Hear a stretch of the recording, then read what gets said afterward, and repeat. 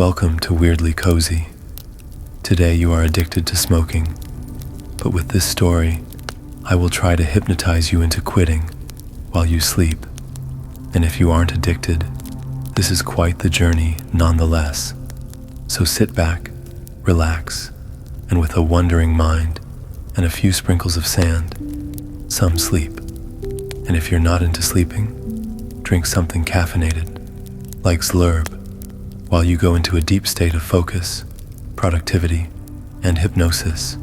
And now we begin. Chapter 1. Island Life and Bad Habits. On the gentle waves of the foggy Giggle Sea, cradled between two overcooked rainbows, lies the island of Puffin Puffin. No, that's not a typo. Yes, they named it twice, because once simply wasn't enough. This is not your average island. Here, the palm trees hum smooth jazz in the wind. The coconuts drop directly into blender-ready cups with tiny umbrellas. And the sand, it's the soft kind, the type that makes flip-flops jealous. At the heart of this dreamy, borderline ridiculous paradise lives a puffin named Smokey. Smokey is, in every possible way, a vibe. He's got a signature look, round sunglasses, a faded tank top that says "Born to Puff," and a collection of shell necklaces gifted to him by fans he can't remember meeting. He's a legend around here. Not for heroic reasons. No. Smokey is famous for one thing. He never, and I mean never, goes anywhere without lighting up one of his little seaweed cigars. You see, on this island, smoking is considered, well, tacky. Not illegal, just smelly. And Smokey? Smokey smells like an octopus who's been to one too many bonfires. Every morning, like clockwork, he waddles down to his favorite bench, the bench of contemplation, overlooking the ocean, lighting up as the sun rises. He always says the same thing. Nothing like a puff of old habits and a splash of denial. And every morning, the same events unfold. A baby dolphin leaps from the water and flinches midair. A group of turtles playing chess groan. A sentient fern near the bench wilts out of sheer secondhand smoke exposure. Smokey, of course, is oblivious. To him, smoking is tradition, comfort, a friend, a hot, ash-flavored companion he's carried for years. Sometimes he looks out to sea and sighs. I could quit any time. I just don't want to rob the world of this smell. And yet, deep down, under the smoke, under the cool guy persona, under the third necklace that he can't seem to take off, Smokey knows. He knows he's tired. Not just tired like, I stayed up binge-watching otter soap operas. Tired, but soul tired, feather tired.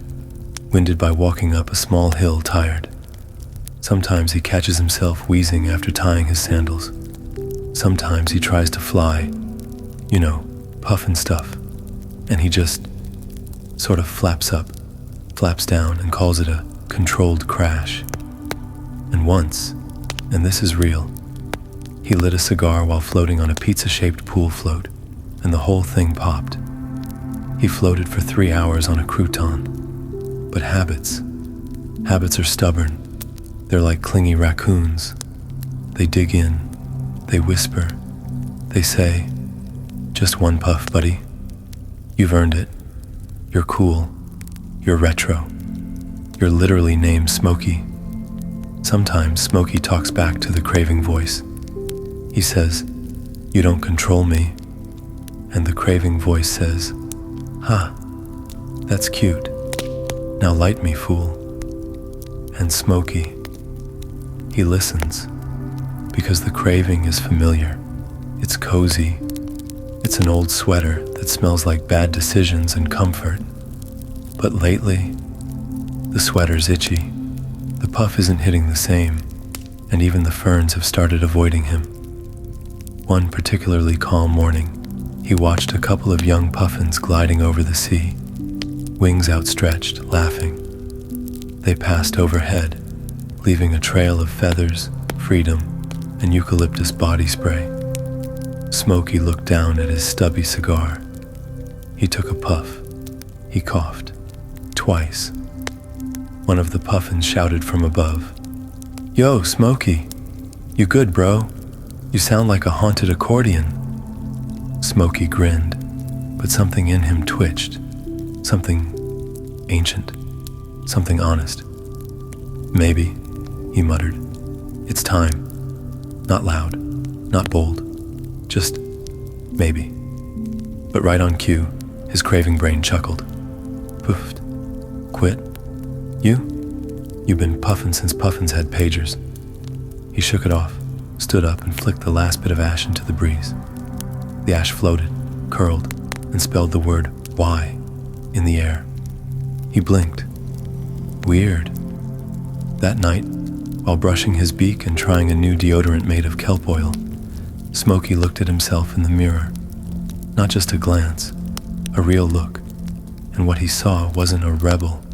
It was a tired puffin, a little stained, a little smoky, still stylish, still cool, but ready, not for a drastic leap, just a step, a silly, slow, soothing step toward air, and perhaps toward something fresher. Chapter 2. Dr. Shellington's Challenge.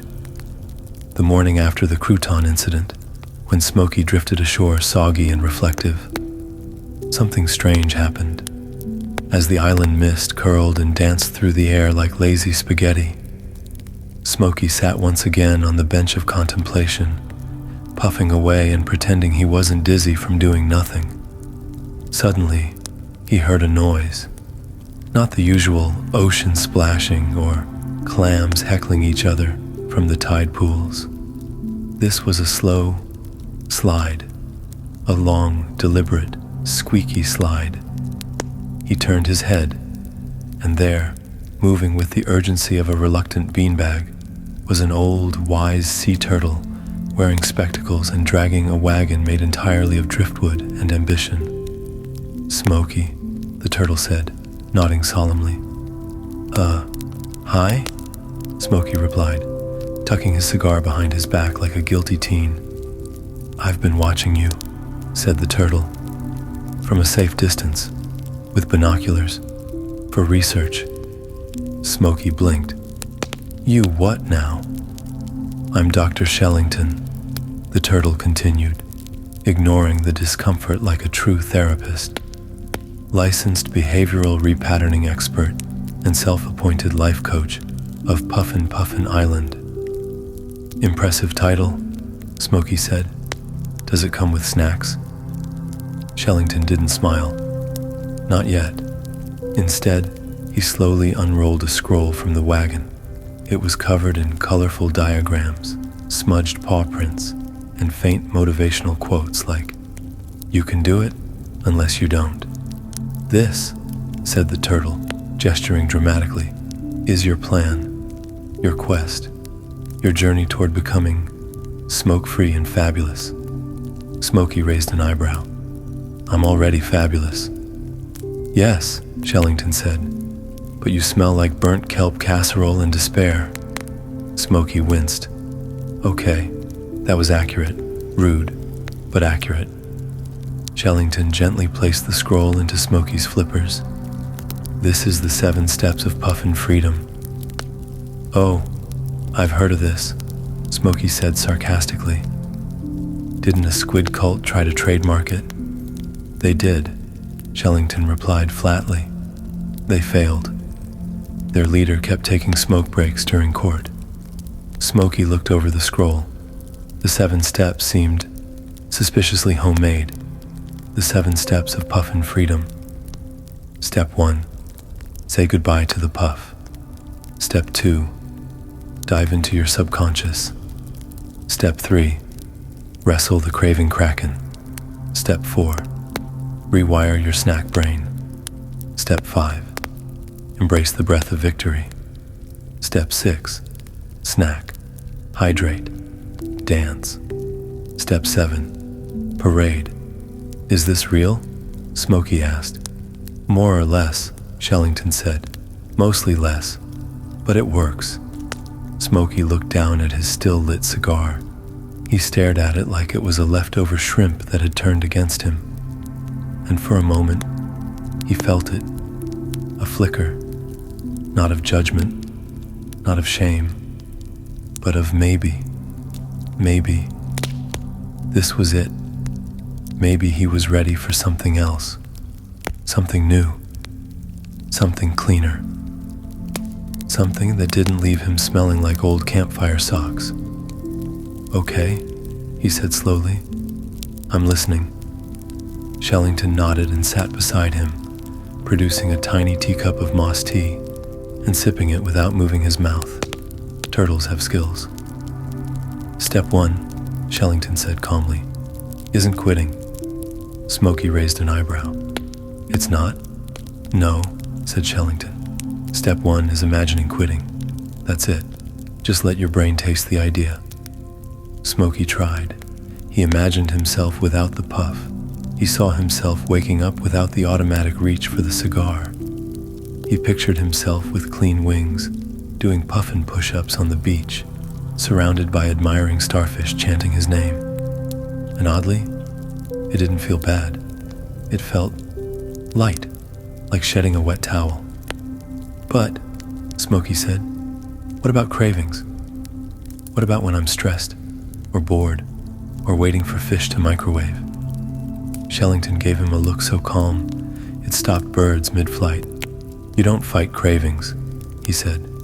You observe them. You invite them in for tea, and then you bore them until they leave. Smokey tilted his head. That's it? Shellington nodded. Cravings are drama queens. They want attention. But if you say, cool story, bro, and ignore them, they disappear like seagulls when you stop eating chips.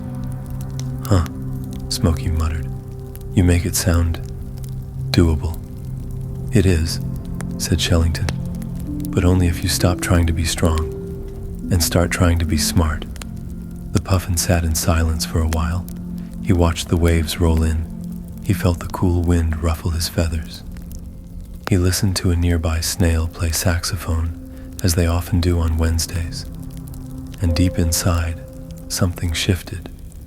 Not a loud, heroic shift, but a slow, easy one, like rearranging furniture in your soul. Smokey turned to Shellington. Okay, what's next? Shellington grinned for the first time. His smile was slow and slightly crooked, like a sleepy banana. Next, he said, we take a trip inside your mind.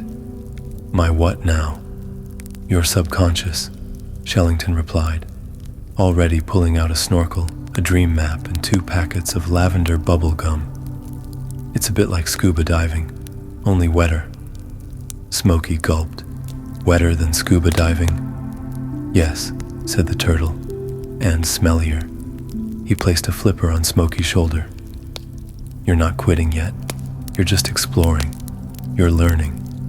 You're getting curious about your future self, the one who breathes freely, smells like eucalyptus, and occasionally leads interpretive dances on the beach. Smokey laughed, and for the first time in a long while, he didn't cough afterward. Chapter 3. The Swamp of Self-Doubt. Smokey followed Dr. Shellington past the humming hammocks and saxophone snails, beyond the smoothie lagoon, and into the part of Puffin Puffin that no one ever Instagrams. The Swamp of Self-Doubt. It wasn't on the tourist map. Probably because the moment you set foot there, your brain starts whispering things like, are you sure this was a good idea? What if you're not actually that funny? Remember that time you called your teacher Mom in 9th grade? The air was thick, not with smoke, but with uncertainty. It smelled faintly like wet laundry and unresolved emotional baggage. Smokey took a step and sank ankle-deep in sludge. I hate this already, he muttered. That means it's working, said Dr. Shellington calmly, floating beside him in an inner tube labeled Therapist Mode Engaged. The swamp was dark, but not evil. It was moody, like a jazz club for anxious frogs. Everywhere around him were signs of self-doubt, literal signs, written in loopy handwriting. Are you really gonna quit, though? But it calms you down, right? What if you gain 3.7 pounds and your ex sees you? Cigars make you mysterious. Don't ruin the brand. You failed before, so obviously you'll fail again. Math. Smokey groaned. This is worse than the time I tried gluten-free seaweed lasagnas. Keep going, Shellington said, gently splashing. These thoughts don't mean anything unless you believe them. Suddenly, something leapt out from behind a murky bush. A frog in a business suit, holding a clipboard, wearing glasses that magnified his eyes into orbs of disapproval. Name? The frog demanded. Smokey? Occupation? Puffin. Casual icon. Ex-smoke enthusiast. Purpose of visit? I'm trying to unsmoke myself. The frog scribbled something. Follow-up question. What makes you think you can change? Smokey froze. That question hit like a rogue beach ball to the face. He began. The frog raised an eyebrow. You've smoked for years. Your friends know you as Smokey. Your name is literally a behavior. Statistically, you're a bad bet. Smokey opened his beak to argue, but the frog disappeared in a puff of discouragement. That, Shellington said, was a doubt frog. They're annoying. Don't feed them. The deeper they went into the swamp, the weirder it got. A choir of cranky parrots screeched negative affirmations. You can't do it. You'll miss it too much. Quit. Ha! Good luck, Cheesebeak. One parrot cackled so hard it fell off its perch and landed in a pile of regret leaves. Smokey trudged onward. It got thicker. The doubts got louder. Voices echoed from the trees in his own voice. You're going to cave next week. You'll get stressed and run straight back to it. You'll feel empty without it. And then, a familiar one. You're just not strong enough. That one stopped him. He stood, half sunk in sludge, staring at his reflection in a puddle. He looked tired, but beneath that, he also looked ready. Dr. Shellington handed him a pair of binoculars. Look, the turtle said. Smokey held them up to his eyes. Far across the swamp, barely visible through the fog, was a version of himself. Clean, calm, puff-free. He was laughing with a group of puffins, his feathers shinier, his beak brighter. He wasn't struggling, he wasn't gasping. He looked lighter. Smokey lowered the binoculars. That's me. That's you in 6 months, Shellington said, if you keep walking, even through this sludge. Suddenly, a new creature emerged from the swamp, a dread duck, big, floppy, waddling aggressively toward him, while reciting all of Smokey's past failures. You quit once for 3 days, then gave up when your favorite fish restaurant burned your mackerel. The duck quacked. You told your cousin you were quitting last year, then you vaped crab essence for a month and gave up again. Smokey stood still. The duck towered over him, feathers ruffled, beady eyes narrowing. You don't follow through, it said. You can't be trusted to finish anything. Smokey blinked. Then he exhaled and softly said, Yeah, I've failed. A lot. But that doesn't mean I'll fail forever. The duck squawked. Smokey looked it dead in the eyes. You're just a wet bird trying to live in my brain rent-free, and I'm evicting you. He flapped his wings. A burst of wind sent the duck tumbling into the sludge with a satisfying splore-pee. The swamp got quieter, still misty, still damp, but calmer. Smokey could feel it. The noise was fading. The doubts still whispered, but he could hear them now. and hearing them meant he could answer them. He turned to Shellington, now sipping from a floating mug of tea, labeled emotional support beverage. "I don't know if I can do this every day," Smokey admitted. "You don't have to," Shellington said. "You just do it today. That's all quitting ever is. One non-puff at a time." Smokey nodded. A strange warmth filled his chest. He wasn't across the swamp. He wasn't healed, but he was moving. They reached the other side. Smokey climbed out, dripping with self-doubt residue, but standing taller. The bench of contemplation was behind him now. Ahead was a path into the unknown, lined with eucalyptus trees, tiny victories, and maybe a few awkward emotional breakthroughs. Smokey took one last look back at the swamp. He waved to the frogs. They flipped him off with clipboards. He grinned. "I'm not perfect," he said, "but I'm not stuck." Shellington patted him on the back. "Welcome to step 2.5, he said. "Now, we dive into the mind lava." Smokey blinked. "You're still serious about that, huh?"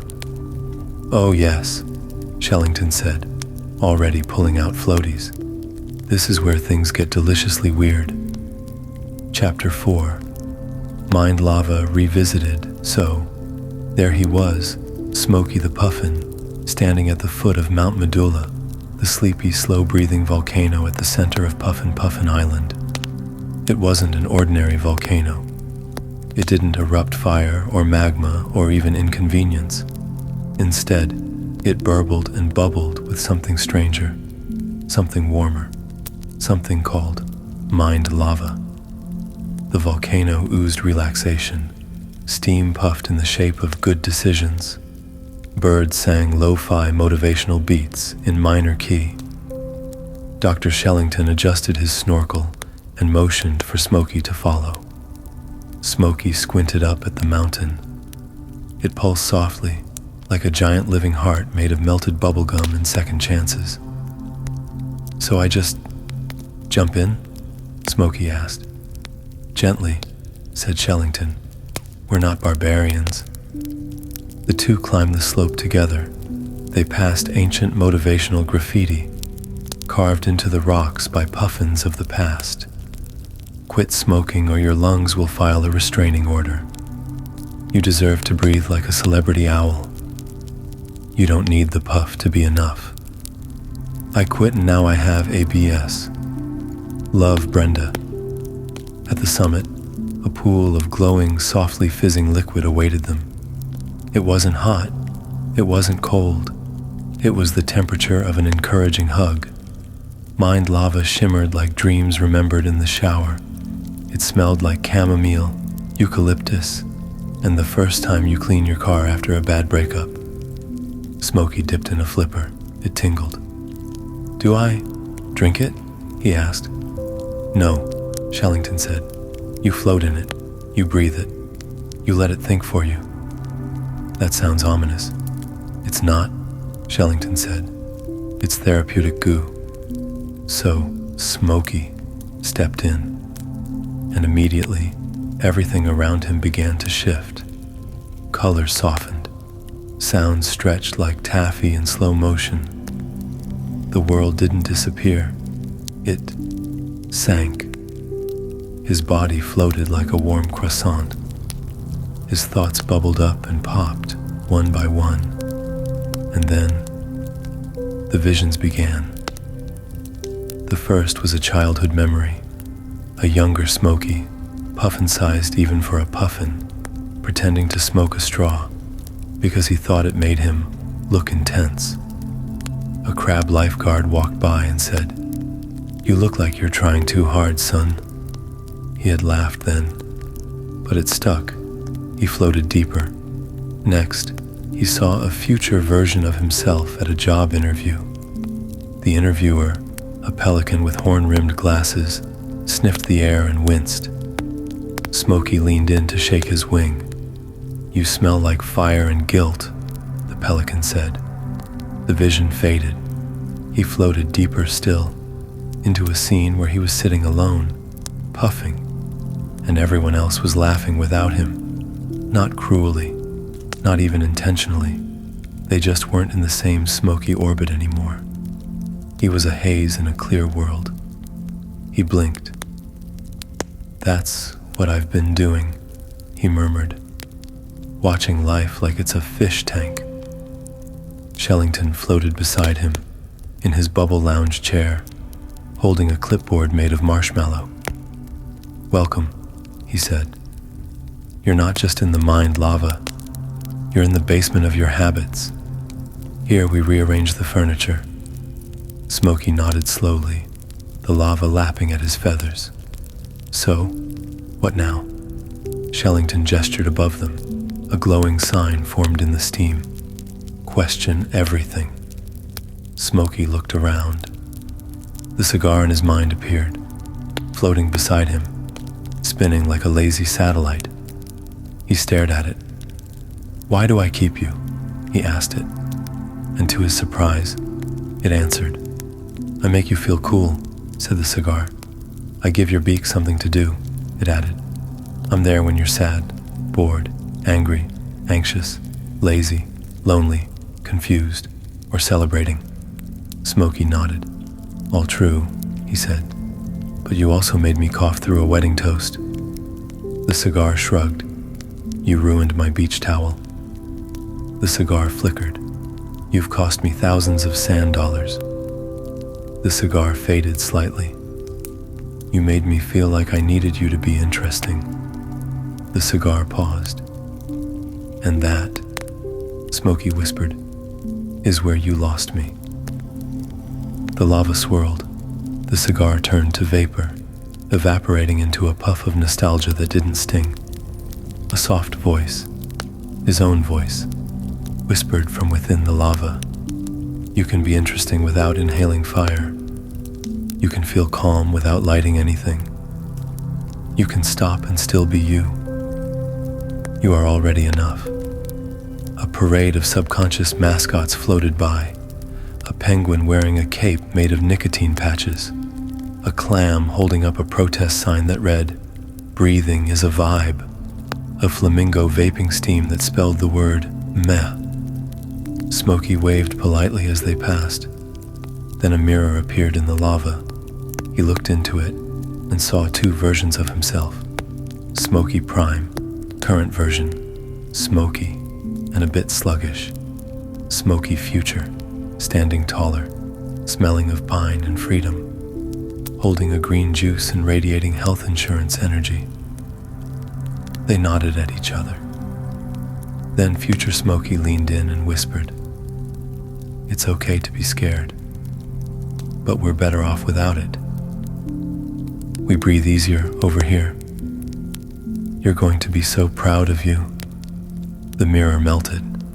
Smokey blinked, a bit teary, not from smoke this time, from clarity. Shellington gave him a celery stick. "Snack? Please." They floated quietly for a long time, just breathing, letting the lava loosen all the old wires in Smokey's brain, the ones that said he needed something that only ever held him back. And in the silence, something inside him rewired. Something chose air. Eventually, Shellington stood, wobbling slightly. "Time to head back." "Do I have to?" Smokey asked. "Afraid so. But the mind lava is always here, inside you now." "That feels like a slogan." "It is." Shellington winked. "I sell mugs." Smokey stepped out of the lava. He felt different, lighter, not fully cured, not a superhero, but slightly more unburdened, like someone who'd finally removed a backpack filled with fog. As they dried off with self-help towels that said, "Nice lungs," in bold letters, Smokey turned to Shellington. "So what's next?" Shellington nodded solemnly. "Now, we face the craving kraken." Smokey narrowed his eyes. "You've got to be kidding me." The turtle put on a tiny bandana. "I never kid about mythical sea monsters made of addiction." Chapter 5. The Craving Kraken. The beach was quiet. Too quiet. Smokey the Puffin stood beside Dr. Shellington on the rocky shore, the mined lava still gently steaming from his feathers. The sky above looked extra dramatic, like a shampoo commercial for clouds. Waves lapped lazily, like they'd just eaten a big lunch. A silence hung in the air. Shellington put down a conch shell phone and looked serious. "It's time," he said. "The Craving Kraken is awake." Smokey blinked. "Right now? Right now." Shellington motioned toward the horizon, toward a dark shape lurking just beyond the kelp line. Smokey squinted. "That's not just a very grumpy island?" "Nope," Shellington said. "That's pure wriggling addiction with a tentacle subscription." The sky darkened as waves began to churn. A deep, wet roar echoed across the water. Suddenly, splash! A massive, towering figure rose from the ocean, all slime and chaos and nicotine energy. It had 8 giant tentacles made of smoky rope. Its eyes were made of glowing ashtrays. Its mouth, a swirling black hole that whispered, "Just one puff," on repeat. The Craving Kraken. Smokey took a step back. "It's worse than I imagined." The Kraken bellowed, "You miss me. I am your comfort, your identity, your reward for doing literally anything." Its voice oozed into Smokey's ears like syrup made of regret. Shellington handed Smokey a tiny carrot on a stick. "What is this?" "Your weapon. This is a vegetable." "Yes, but it's symbolic." The Kraken roared again and flung a tentacle made of memory smoke, filled with clips from Smokey's past. Him laughing with a cigar in his beak at a party. Him relaxing on the beach, puffing in peace. Him doing a backflip off a diving board that somehow involved a smoke ring. "See!" the Kraken screamed. "I was there for you!" Smokey paused, then said softly, "You were there, but so was my bad breath, and my chest pain, and my 'I swear I'm quitting next week' speeches." The Kraken flinched.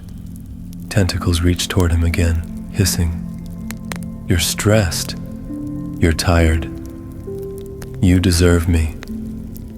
Smokey raised the carrot stick. "Actually, I deserve air. I deserve clean feathers. I deserve to walk up a hill without sounding like a broken harmonica." The Kraken screeched. Then came the next attack. Tactical justifications. Tentacles slapped the sand and hissed, "But your grand puffin smoked until 80. Quitting is hard and boring and you're cool and complicated. What's the point of life if you can't puff occasionally on a kelp cigar during sea fog season?" Smokey stood his ground. He took a slow, deep breath. In through the beak, out through the nonsense. "Kraken," he said, "you are not my comfort. You are a habit, a squishy, manipulative habit, and I'm done being wrapped in your spaghetti arms." The Kraken roared louder. A fear tentacle lunged. "You'll fail. You always do. You'll be miserable." Smokey raised his wings and declared, "I've failed before. But failure isn't the opposite of success. It's part of getting there. And guess what? I brought snacks this time." He pulled out a celery stick and crunched it defiantly. The Kraken gasped. "No!" it shrieked. "Crunching! Hydration! Self-worth!" Then something incredible happened. From the shore, a cheer went up. Smokey turned and saw an army of other animals arriving. A walrus juggling fruit instead of smoking. A raccoon with a nicotine patch and a self-help podcast. A cool pelican holding a mocktail and radiating confidence. Even Brenda the Puffin, with her abs, waving proudly. They shouted, "You're doing it. Don't listen to the crackhead. Cravings are temporary. Victory is permanent." The kraken hissed. It tried again, this time with a gilt tentacle. "You've smoked for years," it whispered. "It's part of who you are." Smokey looked it in the eye. "No," he said. "Smoking was a chapter, but I'm writing a new one where I breathe, hike, laugh louder, and kiss without tasting regret." The kraken let out a banshee scream. Then the final form, the pity mode. It whimpered. "But I'm all you've got when you're sad. I'm the thing you reach for when you're hurt. I'm what's always been there." Smokey stepped forward. "Number, I've got more now. I've got the will to be better. I've got celery. I've got Shellington. I've got lava-based breakthroughs and flamingo dance crews. And I've got something you'll never have." He paused. Let it sink in. A future. The kraken trembled, and with one last roar, it exploded into a burst of glitter, sea foam, expired coupons, and vaporized excuses. It was gone. Silence. Shellington waddled up beside him, sipping a victory smoothie. "You did it," the turtle said. "You stared your cravings in the eyeballs and didn't flinch." Smokey nodded. He felt taller, feathers brighter. He took a deep breath and realized for the first time in years, it felt easy. Far above, in the sky, clouds spelled the word, freedom. A nearby seagull flew through the O, coughing dramatically. Everyone ignored him. Smokey stood on the beach, puffin chest out, wings on hips. He had faced the craving, not hidden from it, not suppressed it, faced it, heard it, and said, "No thanks." Because saying no to something old meant saying yes to something new, something better, something clearer. And in that moment he smiled, not because he was done, but because he'd started. Chapter 6, Snacks, Hydration, and Interpretive Dance. Smokey the Puffin was glowing, literally. A soft shimmer of triumph sparkled on his feathers like a mist of motivational glitter. His showdown with the craving kraken had left him exhausted, yes, but also lighter. The sticky cling of dependence peeled away like old puffin stickers on a surfboard. He walked back toward the village with Dr. Shellington beside him, both quiet, both content. "So what's next?" Smokey asked, stretching his wings. Shellington smiled. "Now," he said, "we eat snacks, we drink water, and then," he leaned in, "we dance." Smokey squinted. "Wait, what?" Shellington stopped in front of a bamboo gate that read, "Step 6, snack, hydrate, dance." "I thought that was a joke," Smokey said. The gate opened with a puff of cucumber mist. Inside was a garden, a glorious, glowing, snack and hydration-themed paradise. Fountains of minty water, fruit hanging low from trees like edible disco balls, hummus waterfalls, peanut butter rain, a buffet guarded by a slightly judgy goat in a chef hat. Smokey blinked. "Am I in a spa for people who used to inhale their stress?" "Yes," said Shellington. "And the dress code is hydrated and emotionally available." First came the snacks. Smokey wandered down the pathway labeled "Replace the Habit."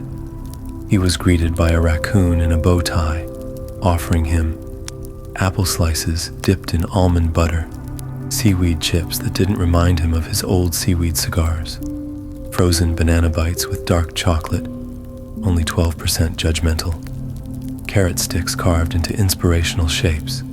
One said, "Yes, you carrot." Each bite gave his beak something to do, something real. No ash, no fire, no guilt, just taste, crunch, satisfaction. He paused. "Why does this feel better?" he asked aloud. A sloth passing by whispered, "Because craving isn't always about nicotine. It's about needing something. And now you have better things." Next came hydration. Smokey approached the hydration zone, where birds lined up beside enchanted water coolers that dispensed cucumber mint fusion, lemon lime, self-worth, coconut water that made you feel like a freelance yoga instructor, sparkling water infused with pure ambition. He drank and drank and drank, and with each sip, the fog in his mind cleared just a little more. His throat thanked him, his lungs unfurled like vacationing umbrellas. His very soul went, "Ah." Then, the music started. It was faint at first, a soft rhythm pulsing from the center of the garden, like a beat made of breezes and self-acceptance. Smokey looked toward a circular clearing where animals began gathering. At the center stood a peacock DJ, spinning vinyl records made of recycled excuses. The crowd was diverse, a porcupine doing yoga, a turtle in platform shoes, a walrus in sequined overalls, a flamingo warming up with Tai Chi, and, in the corner, Brenda the Puffin, her abs somehow visible even through a sweater. Shellington nudged him forward. "It's time." "For what?" "For the great anti-smoking interpretive dance." Smokey blinked. "That's not a thing." "Oh, it's absolutely a thing," Shellington said. "We process the loss. We celebrate the gain. We wiggle for wellness." The music swelled. It was weirdly catchy. Half relaxation track, half 90s workout VHS. Smokey hesitated, then stepped forward and began to move. At first it was awkward, a little puffin two-step, a shuffle, an apologetic flap. But then, something shifted. The rhythm wasn't asking for perfection, it was asking for presence. He moved his wings wide, he twirled, he stomped, he mimed throwing his old cigars into the void. One moment he was flapping in circles. The next, he was miming deep breathing while pretending to open windows of his soul. Around him, animals joined in. The flamingo did the nicotine goodbye slide. The turtle performed the patch shuffle. The raccoon led the craving distraction conga. Each move told a story. Each motion rewrote the memory of smoking, replaced it with something sillier, healthier, happier. Smokey began to laugh. Not a fake laugh, a full-body, deep-belly laugh that made him wobble and tear up with joy. As the song transitioned into a gentle, ambient remix, the group settled into a synchronized breathwork finale. Inhale, 2, 3, 4. Hold, 2, 3. Exhale, 2, 3, 4. And again. Smokey closed his eyes and breathed deeply. He didn't need a cigarette to do this. He didn't need a smoke to feel calm. He didn't need the past to feel alive. His body moved, his heart beat steady, and he was free. After the dance, he lay in the grass, his chest rising and falling in a quiet rhythm. Shellington lay beside him, chewing a kale stick like it was a victory cigar. "That," Smokey said, "was the weirdest thing I've ever done. And also the healthiest," Shellington added. "Can we do it again tomorrow?" "Every day if you want." The sky above was clear. The clouds spelled out nothing for once, because the message was already inside him. You're doing it. One craving at a time. One snack. One breath. One ridiculous interpretive dance at a time. And Smokey knew. He was no longer fighting his old habits. He was dancing his way into new ones. Chapter 7. The Smoke-Free Parade. The air was different now, lighter, crisper, like a fresh bedsheet drying in the wind of a personal breakthrough. Smokey the Puffin stood tall on the bluff above the village. His wings still tingled from dancing. His belly was full of snacks, hydration, and subtle euphoria. And his chest, where once craving curled like smoke, felt wide open. Below, the island of Puffin buzzed with anticipation. Banners flapped in the breeze. Bunting fluttered between palm trees. A marching band of sea lions warmed up their instruments by aggressively slapping xylophones made of kelp. Shellington approached, wearing a sparkly cape and a sash that read, "Coach." "It's time," he said. Smokey blinked. "Time for what?" Shellington pointed down at the valley. A massive sign stretched across the clifftop in rainbow shell letters. The Smoke-Free Smokey Celebration Parade. Featuring snacks, dancing, hydration, and minimal coughing. Smokey stepped back.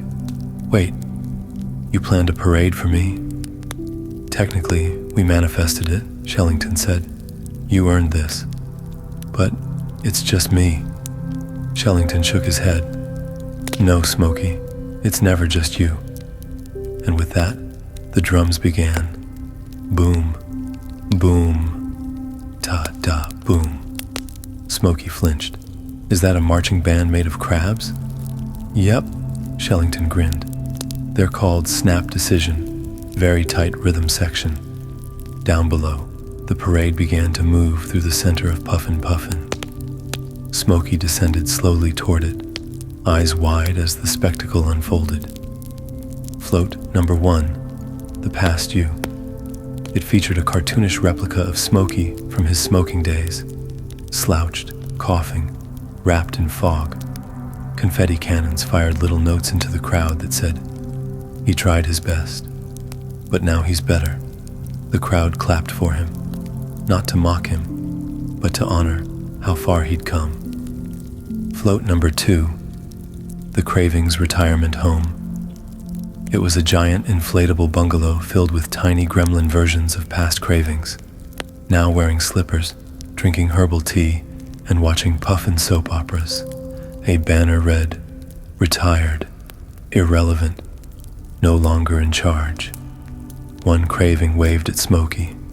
"Thanks for the severance package." Smokey chuckled. Float number 3, the New Habits crew. A dazzling lineup of former smokers now living their best lives. A penguin painting abstract art with broccoli. A fox who turned his old ashtray into a succulent garden. A turtle teaching a mindfulness class to distracted jellyfish. They all wore Team Exhale shirts and passed out gumdrops labeled Confidence. Smokey walked alongside the parade, high-fiving well-wishers. He noticed something unexpected. Everyone was there. Puffins, dolphins, seals, that weird fish who always wore sunglasses at night. They weren't celebrating because he'd been perfect. They were celebrating because he'd chosen better. The next float was simple, a mirror. It passed slowly, reflecting each onlooker back to themselves. Above it, a banner read, "Your turn." Smokey looked into it. He didn't see the Puffin who needed to puff to feel okay. He saw someone real, someone free, someone who'd said, "Not today, Kraken." Then came the band. Not just Snap Decision. The crab percussionists had been joined by a brass section made entirely of blowfish, and clarinets played by octopuses. They performed Smokey's new theme song. "You don't need to smoke to be cool, you were cool already." The chorus slapped.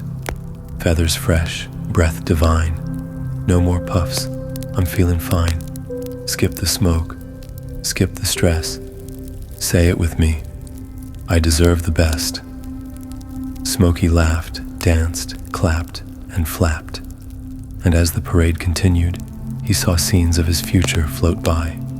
Float number 4, the Hobby Zone, a mock-up of Smokey baking, sourdough bread, painting seascapes, and winning third place in a regional badminton tournament.